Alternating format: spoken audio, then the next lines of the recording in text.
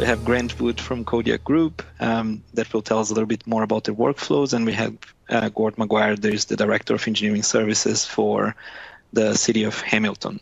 So we've been using the MicroStation platform now for probably over 25 years.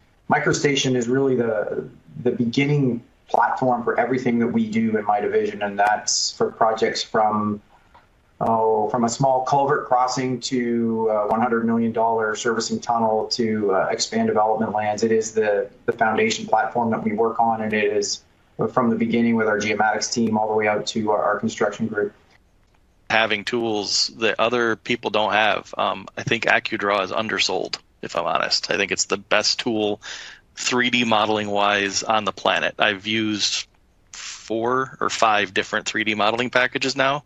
When on top of that, and something Gord touched on, customizing the interface, our interface doesn't look anything at all like what Bentley provides out of the box.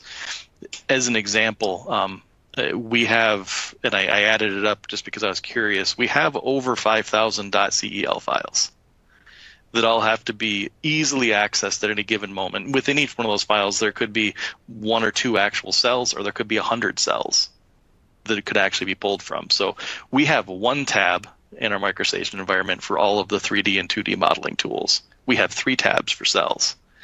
And providing users the ease by which to access all that information is really the way that you make productivity happen.